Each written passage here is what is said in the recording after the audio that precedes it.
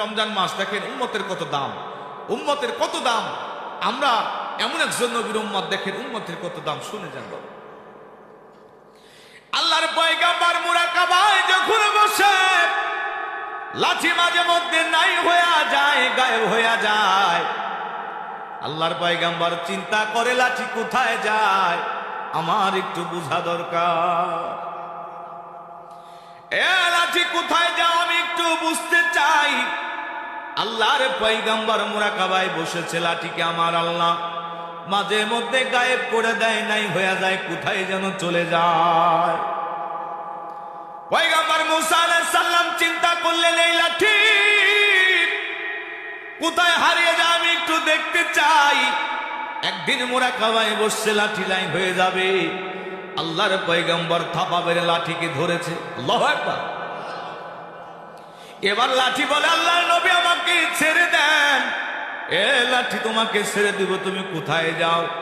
মাঝে মধ্যে নাই হয়ে যাও, গায়েব হয়ে যাও, কোথায় যাও আমার একটু বোঝা দরকার, দেখা দরকার। এই লাঠি ডাক দেয়া বলে, আল্লাহর নবী আমি লাঠি মাঝে মধ্যে নাই হইয়া যাই, গায়েব হইয়া যায়, আমার চার যখন ফুরাইয়া যায়, ওই যে আমি মুজেজা দেখাই। আল্লাহু আকবার। আপনি আমাকে জমিনের মধ্যে ছেড়ে দেন, আমি সাপ হইয়া যাই, আর সমুদ্রে নিক্ষেপ করলে রাস্তা হয়। আমার একটা পাওয়ার আমার আল্লাহ দিয়েছে, মাঝে মধ্যে আমি লাঠির চার যখন ফুরাইয়া যায়, আমার আল্লাহ আমাকে গায়েব করে নিয়ে একটা মরু প্রান্তরে নিয়ে যায়। ওই মরু প্রান্তরে নিয়ে আমাকে ধুলাবালির মধ্যে গড়াগড়ি পাড়ায়, আর ধুলাবালির মধ্যে যখন গড়াগড়ি পাড়ায়, আমি লাঠির চাঁদ বৃদ্ধি হইয়া যায়। আল্লাহর পয়গম্বর মুসা আলাইহিস সালাম বলে, লাঠি রে আমি পয়গম্বর মুসা ওই মরু এলাকা, ওই ধুলাবালি আমি একটু দেখতে চাই। বলে আল্লাহ তাআলার কাছে বলেন।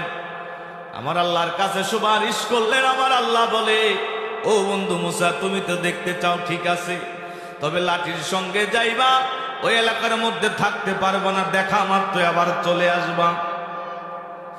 এবার আল্লাহর পয়গম্বর লাঠিকে ধরলেন, সব মেরে নিয়ে গেলেন এলাকার মধ্যে, মুরু এলাকার মধ্যে নিয়ে গেলেন।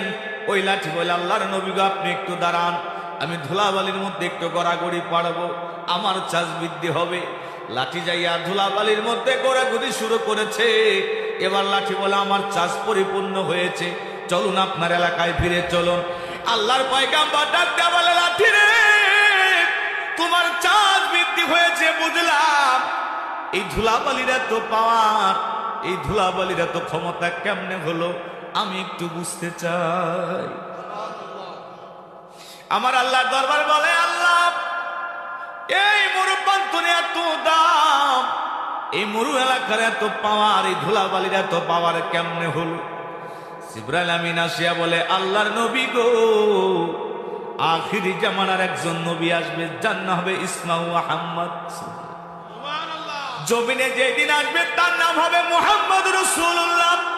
ওই নবী ইসলামের দাওয়াত দিবে, সত্য ইসলামের দাওয়াত দিবে, ধর্মের দাওয়াত দিবে। দাওয়াত দিতে দিতে যেই দিন ওই নবীর ইন্তেকাল শরীফ হয়ে যাবে, রাসূলে পাকের দিনার এই রওজা মোবারক ধুলাবালির মধ্যে হবে। আল্লাহু আকবার। এই ধুলাবালির মধ্যে রওজা শরীফ হবে, তিনি এখানে সশরীরে থাকবে। এই ধুলাবালির দাম আমার আল্লাহ কি বাড়িয়েছে। যেই নবীর রওজা হবে, ওই ধুলাবালির মধ্যে মাটির নিচে এত পাওয়ার, এত ক্ষমতা, আমি আল্লাহ সুবহানাহু ওয়া তাআলা ওই লাঠিকে গড়াগড়ি পাড়াই, আল্লাহর চাঁদ বৃদ্ধি হয়ে যায়। আল্লাহর পয়গম্বর মুসা আলাইহিস সালাম বলেন, ওই নবীর এত পাওয়ার কেমন করে হলো?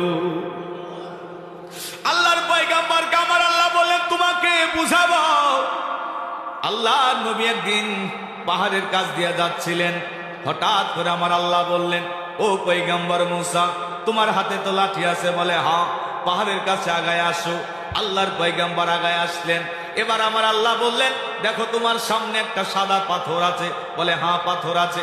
আল্লাহ বললেন, এ পয়গম্বর তোমার হাতের লাঠি দিয়া পাথরের মধ্যে তুমি নিক্ষেপ করো, আঘাত করো। আল্লাহর পয়গম্বর ওই লাঠি দিয়ে পাথরের মধ্যে আঘাত করলেন, পাথর দুই ভাগ হয়ে গেল। জোরে কি বলা যাবে না সুবহানাল্লাহ? পাথর দুই ভাগ হয়ে গেল। হঠাৎ করে পাথরের মধ্যে থেকে এক দরবেশ ব্যক্তি বের হয়ে গেল। ওই দরবেশ ব্যক্তি বের হইয়া আল্লাহর পয়গম্বর মুসা আলাইহিস সালামকে সালাম দিল। আল্লাহর পয়গম্বর অবাক হইয়া বললেন, এ দরবেশ ব্যক্তি, তুমি পাথরের মধ্যে কেমন করে আছো? পাথরের মধ্যে তো মানুষ থাকতে পারে না, তুমি কেমন করে পাথরের মধ্যে আছো? এখানে কতদিন পর্যন্ত আছো? দরবেশ ব্যক্তি ডাক দিয়া বলে, আল্লাহর নবী গো, এক নয় দুই নয়, আমার আল্লাহ আমাকে 200 বছর পর্যন্ত এই পাথরের মধ্যে আমার আল্লাহ রেখে দিয়েছে। আল্লাহ যারে ইচ্ছা তারে দিয়া মিলায় তাওহীদের মেলায়, আল্লাহ যারে ইচ্ছা তারে দিয়া মিলায় তাওহীদের মেলা। কেউ বুঝিতে পারে না রে আল্লাহ পাকের খেলা, তার নবীগণের কথা কি বোঝা যায়? ওয়াজ চলবে? চলবে তো? কি পিছনের লোক ওয়াজ চলবে? একটু তাকবীর দেন তো। নারায়ে তাকবীর, নারায়ে তাকবীর। বিশ্বলি খাজা ফরিদপুর আজকের আজিম হোসেন ইসলামী জলসা, নারায়ে তাকবীর। এবার আল্লাহর পয়গম্বর ডাক দিয়ে বলে, দরবেশ ব্যক্তি, এখানে 200 বছর পর্যন্ত পাথরের মধ্যে আপনি থাকেন, আপনার কি ক্ষুধা লাগে না? আপনি কি খান? পাথরের মধ্যে আমরা তো থাকতে পারবো না, একদিনও থাকতে পারবো না। আপনি 200 বছর পর্যন্ত আছেন, কি আপনি খান? ওই দরবেশ ব্যক্তি ডাক দিয়ে বলে, এই পাথরের মধ্যে আমি আল্লাহর জিকির করি, আমি আল্লাহর স্মরণ করি, তাসবিহ করি। আমার আল্লাহ পাথরের মধ্যে একটা আঙ্গুর গাছ লাগিয়ে দিয়েছে, আমার আল্লাহ এই আঙ্গুর গাছের ফল আমাকে খাওয়ায়। আমি যদি একদিনে আঙ্গুর ফল খাই, 50 বছর পর্যন্ত আমার আর কোনো ক্ষুধা লাগে না। আল্লাহু আকবার। কয়শো বছর? জোরে বলেন। 50 বছর আর ক্ষুধা লাগে না। আল্লাহর পয়গম্বর ডাক দিয়ে বলে, আপনি আমার উম্মতের মধ্যে শ্রেষ্ঠ উম্মত, আপনার চাইতে তো শ্রেষ্ঠ উম্মত আর হতে পারে না, কারণ আপনি 200 বছর পর্যন্ত আমার আল্লাহর ইবাদত করেন, জিকির করেন, তাসবিহ করেন। আপনার চাইতে শ্রেষ্ঠ উম্মত আর হতে পারে না। ওই দরবেশ ব্যক্তি ডাক দিয়ে বলে, আল্লাহর নবী, ও আল্লাহর পয়গম্বর, আপনি গর্ব করে বলতেছেন আমি আপনার শ্রেষ্ঠ উম্মত। না না, গর্ব করার কিছু নাই। আমি যদি 200 বছর না, হাজার হাজার বছর যদি এই পাথরের মধ্যে ইবাদত করি, আপনার পরে একজন পয়গম্বর আসবে, নবী আসবে, সে এমন একজন নবী হবে, আখিরি জামানার নবী হবে। আল্লাহ, ওই আখিরি জামানার নবীর উম্মতেরা যদি একটা রাত ইবাদত করে, একটা রাতের মধ্যে যদি 2 রাকাত নফল নামাজ আদায় করে, আমি 1000 বছর যত ইবাদত করি, 2 রাকাত নফল নামাজের কাছে আমার ইবাদত কিছুই না। বলে কেমন করে হবে? ওই দরবেশ ব্যক্তি ডাকতে বলে, আল্লাহর নবী গো, আখিরি জামানার নবী যেই দিন আসবে, আখিরি জামানার নবী 5 ওয়াক্ত নামাজ আনবে, আমার আল্লাহ 50 ওয়াক্ত নামাজ দিবে উম্মতের জন্য। কমাইতে কমাইতে 5 ওয়াক্ত নামাজ থাকবে। আল্লাহু আকবার। যদি 50 ওয়াক্ত নামাজ হতো, আমাদের কি অবস্থা হইতো বলেন তো দেখি। 5 ওয়াক্ত নামাজে আমরা পড়তে চাই না কি? আর 50 ওয়াক্ত নামাজ যদি থাকতো, উম্মতের খাতায় আর নাম লেখাইতেন না।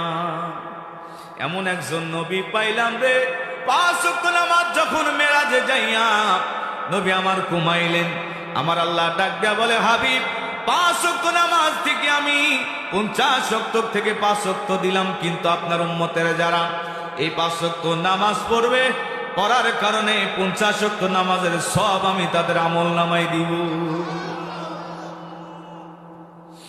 এবার আল্লাহর পয়গম্বরকে ডাক দিয়ে বলে, ওগো আল্লাহর নবী, আপনার পরে যেই নবী আসবে, আমার আল্লাহ তাকে একটা মাসকে নির্ধারণ করে দিবে, রমজান মাস।